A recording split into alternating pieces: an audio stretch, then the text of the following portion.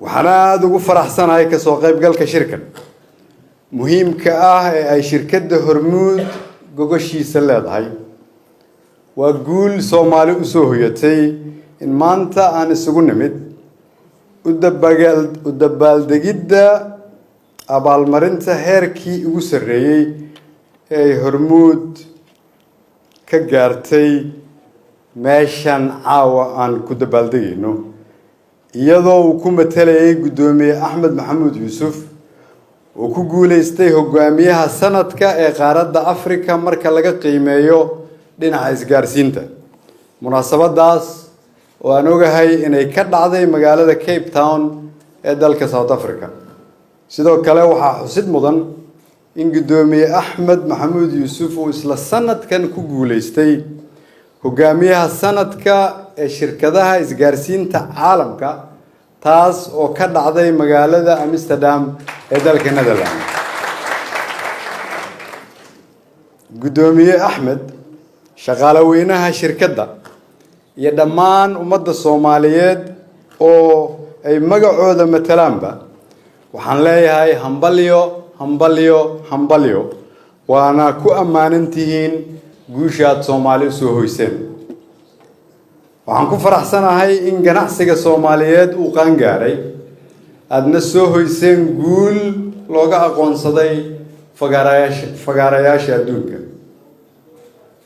shirkadda Hormuud waa ku mahadsantihiin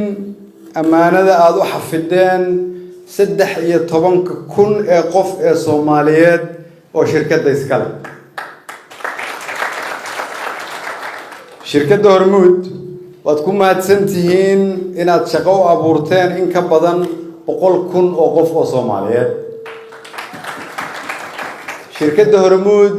waa ku mahadsantihiin inaad horseed u tihiin inay Soomaaliya noqoto dalka koowaad ee Afrika ugu internetka jaban iyo kan toddobaad oo ugu internetka jaban caalamka intiisa kale waadna ku mahadsantihiin shirkadda Hormuud hirgelinta Hormuud Foundation si aad dadkiina ugu tabarucdaan una siisaan adeegyo muhiim ah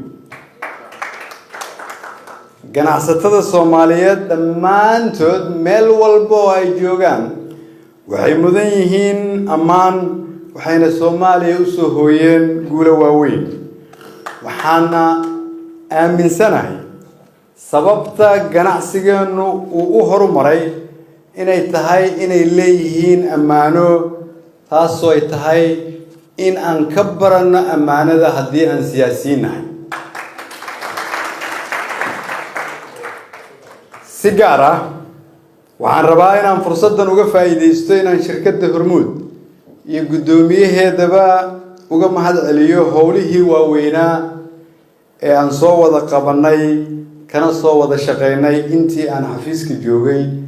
oo aan ka xusi karo abaarihii dalka ka jiray 2017 oo aad idinka iyo ganacsatada kale bulshada rayidka iyo culimada Soomaaliyeed idinkoo kaashanaya shacabka Soomaaliyeed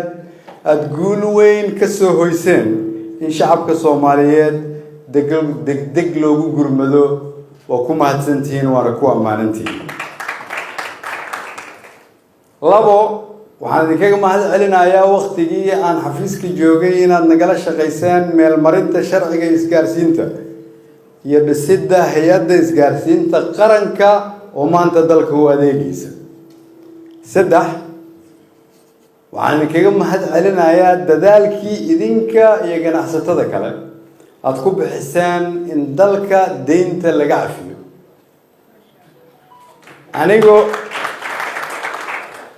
anigoo fahamsan saacadaha aniga iyo dadkii waqtiga ila shaqeynayay naga galay waxaan xasuustaa markii aan ku jirnay shuruudihii inoogu adkaa inaad gacan farsamo iyo mid dhaqaale naga siisaan si aan uga gudubno caqabadihiina soo maray waad ku mahadsantihiin laakiin maanta ayay tahay inaad miraheeda gurataan leedinkuna soo dhaweeyo in hay'adaha dunida dibadda laga keeno si ay idinkaga caawiyaan sidii shaqada aad qabateen halkan mid ka badan aad u qabataan oo aad 200 ama 300 oo kun oo qof aad u shaqaalaysiin kartaan haddii la yiraahdo waxa kale oo rabaa inaan idinkaga mahad celiyo wada shaqayntii dhaweyd ee na dhaxmartay oo ahayd caabuqii COVID-19 waad ku bixiseen malaayiin dollar dhisteen centerkiis isgaarsiinta ee laga hagayay fariimo iyo digniino wacyigelin aad la wadaagteen bulshada si loo xakameeyo caabuqa COVID-19 inaad dhisteen isbitaalka banaadir lacag badan ku bixiseen inaad caawiseen isbitaalka Martini oo aad oxygen geliseen kaasoo ay mas'uuliyiin badan oo qaran iyo dad badan oo Soomaaliyeed oo uu ka mid ahaa walaalkay caynaanshe oo caawa halkan inala fadhiya ilaahay ka sokow ay ku badbaadeen ugu dambeyntii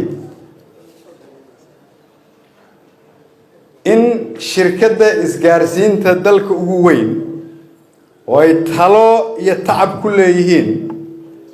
13,000 oo qofood oo Soomaaliyeed oo ay ka shaqeeyaan in ka badan 100,000 oo qof oo qofkiiba ugu yaraan uu hal qoys ka quudiyo ayna ka farcameen shirkado waaweyn oo ay ka mid yihiin bangi shirkado koronto mid dhisme iyo kuwa kale oo dadka Soomaaliyeed gaarsiiya adeeg kala duwan waxaan leeyahay waa shirkad Soomaaliyeed waa dhaqaale Soomaaliyeed waa amaano Soomaaliyeed oo ay kulligeen waajib inagu tahay inaan wada ilaashano